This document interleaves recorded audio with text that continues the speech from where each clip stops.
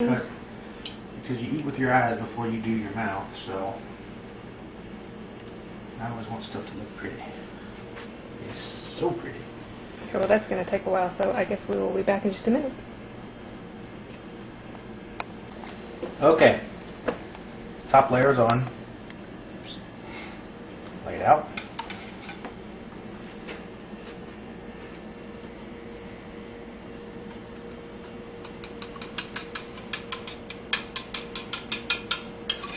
You see where you could have gone with about twice as much of that. I guess as it cooks, all the juices are going to come out of everything and set up into one big mass. There's a spatula in the spatulator. Spoonula. Spoonula, yeah.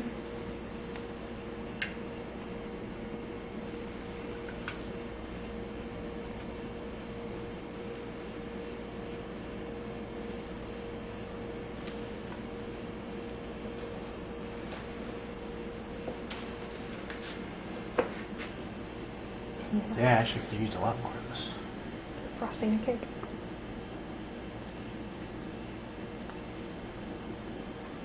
Do you need to go back and make some more emergency bechamel? No, we'll make this do. But yeah, we could have. That would be alright if we did. But all that's going to cook together, and it's supposed to be a little bit dryish anyway, isn't it? Well, the bechamel is just a nice thick layer on top, but this will work. Gotta go with what you got, huh? Mm-hmm. And how long will it stay in the oven? 30 minutes or so. 30 minutes, just until it gets nice crispy brown. There you go.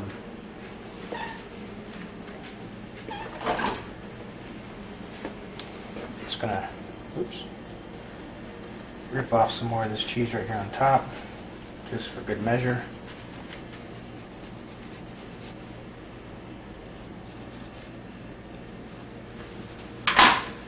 And off we go. And off we go.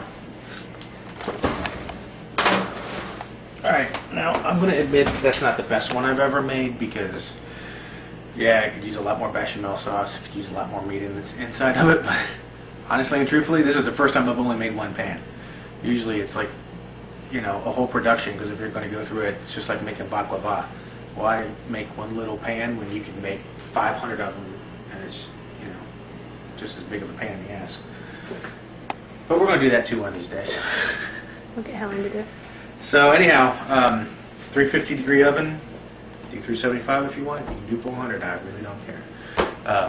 There's a million different recipes out there. I'll kind of put some show notes in our thing here today. If you just want to watch this off and on, we come back in 20 minutes and look at it, come back in 30 minutes and look at it, 40, and we'll go all the way up to an hour if it needs it.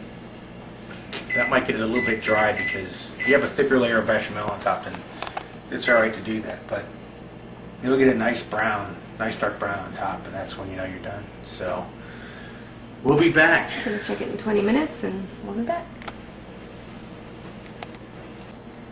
Alright, our plate of pasticcio is done. We had about 45 minutes in the oven. It's got a decent little golden brown on top. Should have more bechamel on top, but you know, next time. But you kind of get the idea.